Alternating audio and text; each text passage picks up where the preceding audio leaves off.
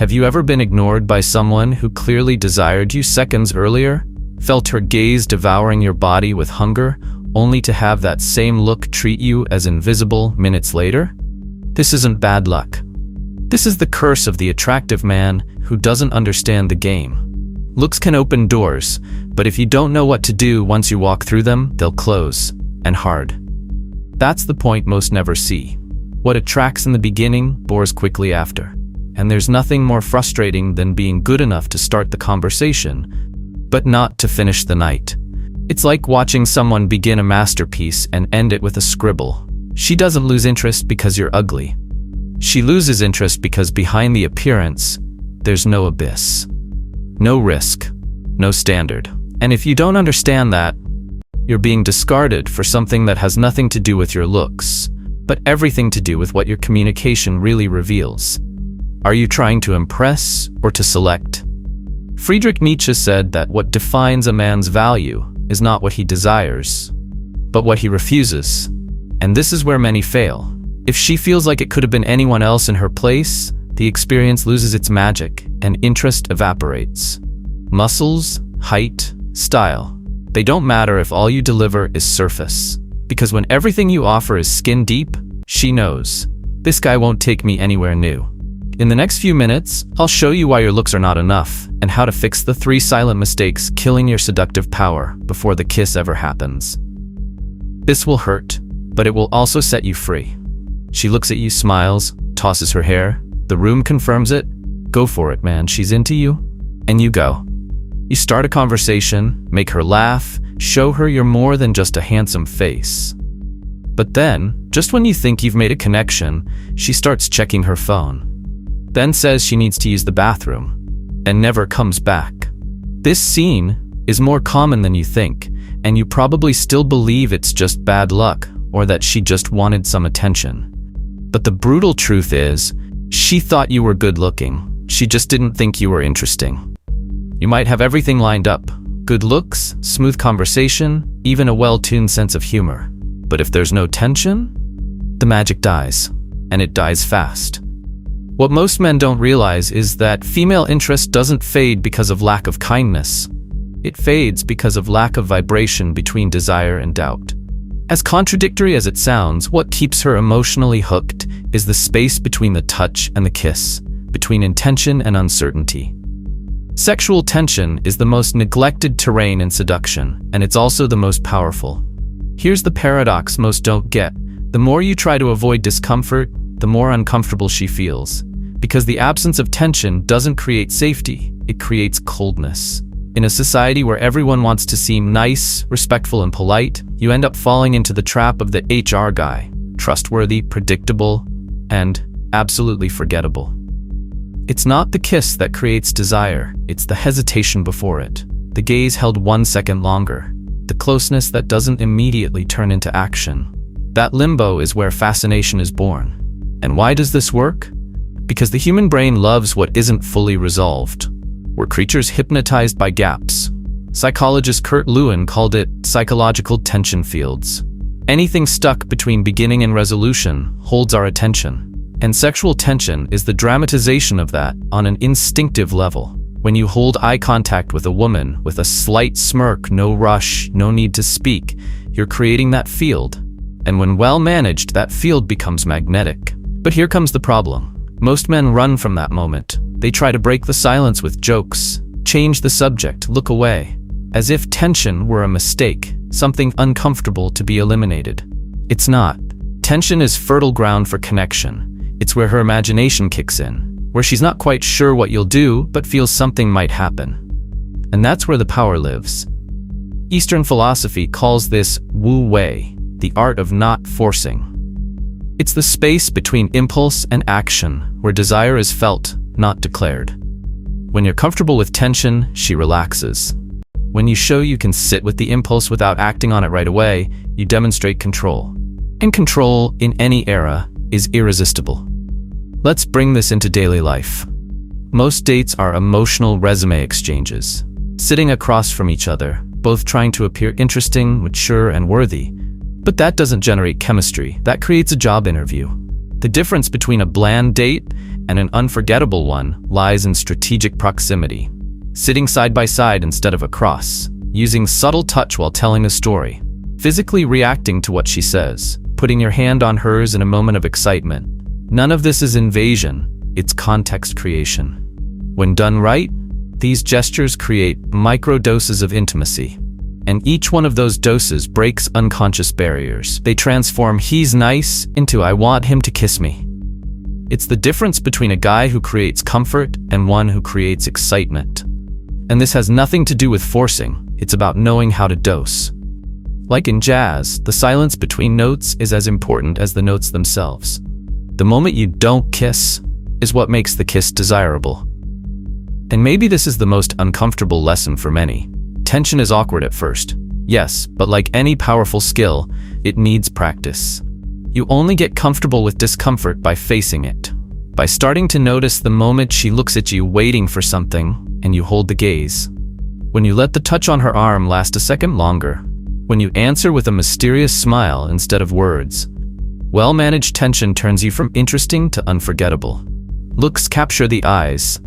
Conversation captures the mind.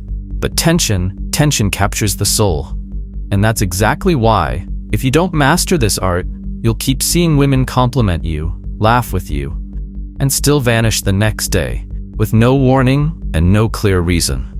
But now you know the reason, and you can start changing it. And this is where the invisible mistake begins. Your appearance gets you in the game, but it doesn't guarantee you'll stay in it. Being attractive is the social equivalent of a VIP pass at the club entrance. But if you walk in and start acting like someone begging for approval, you become just another desperate pretty boy. The trap of good looks lies exactly in the comfort they provide. You believe her gaze is enough, but she, when she looks at you, expects something beyond the surface. She expects standards, she expects criteria, she expects to be chosen, not just accepted. Imagine receiving 2 letters, one from Harvard, another from a college that accepts everyone. Which one makes you feel special? Which one validates your worth? Exactly. The same logic applies to seduction dynamics. If you compliment without filter, approve of everything she says, ignore red flags just because she's beautiful, you become predictable. And predictability is the assassin of attraction. Philosopher Jose Ortega y Gasset wrote, "Love is surrender to fascination." But fascination only exists where there is exclusivity. When she feels that any other girl could have had the same effect on you, the magic disappears. And what remains is boredom. The biggest mistake attractive men make is not knowing how to communicate real standards. And I'm not talking about pretending to be picky, that's just acting. I'm talking about inner values that naturally come through in conversation.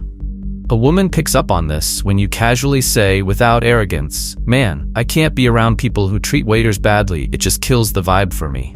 That one sentence has more seductive power than 1,000 forced compliments, because it shows criteria. It shows personality. It shows that your attention isn't free, it's earned. This isn't just technique, it's social strategy. When you make clear what you value, and more importantly, what you reject, you transform into someone who's choosing, not just selling. And that triggers in her the desire to be chosen. Yes, even if society tries to label this as manipulation, the biological game runs on this code. The validation we want most comes from someone who seems to have options, but still chooses us. Now here's the critical point. Many guys think having standards means being rude, offensive, or arrogant. Wrong. Having standards isn't about pushing people away. It's about revealing who you really are and where you don't fit. It's self-awareness turned into dialogue. And the best way to do this is by reflecting. What in your past experiences attracted you beyond looks? What pushed you away? What emotional or behavioral traits were deal breakers? List them, practice, and more importantly, bring that into conversation in a casual, honest way. And remember, physical beauty creates expectation, not retention. It might make a woman stop, but it's your positioning that makes her stay. If you have no standards, no clear values, no ability to say no, she'll pick up on it. And no matter how good-looking you are, she'll walk away from the conversation with a silent certainty. This guy has no depth, and you'll never hear from her again. You think seduction begins when you spot a beautiful woman? Then you've already lost. That's exactly where the mistake lies. Believing the game starts with the target, when in fact it starts long before, in the micro-interactions of your day, in how you behave when no one's watching. The paralyzed guy isn't frozen because he lacks words.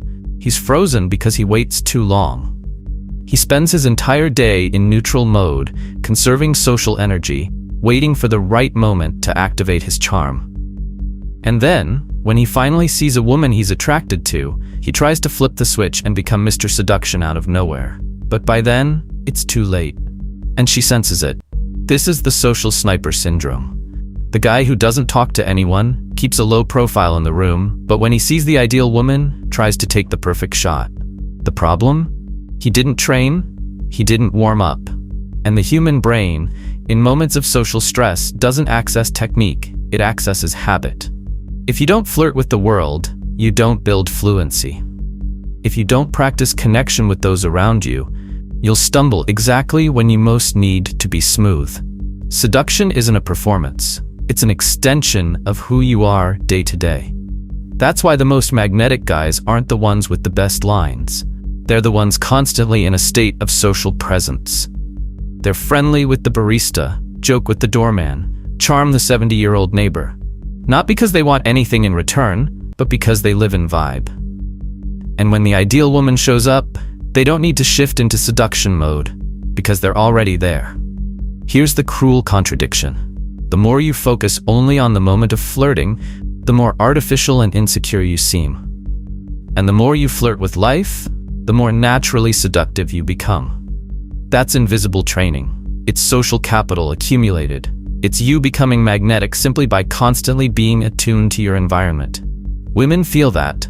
They notice when you don't have to turn on your game, because you are the game, in its rawest form. Nietzsche spoke of the eternity of the instant, the ability to live the now with intensity and intention. And that's the key here. Don't wait for the perfect moment. Create the moment with every person who crosses your path, because the woman you want to seduce won't fall for what you say. She'll fall for who you already are when you say it. Now you understand. Looks without standards are weakness. Conversation without tension is boredom. And seduction without practice is bad theater. She doesn't disappear because you're uninteresting. She disappears because you offer no risk, no selection, no spark. And if that truth stung, good. It stung because it exposed your limit. Now drop a comment below. I was making this mistake. Let's bring the truth out and grow as real men, not polished versions. If this video flipped a switch for you, hit subscribe.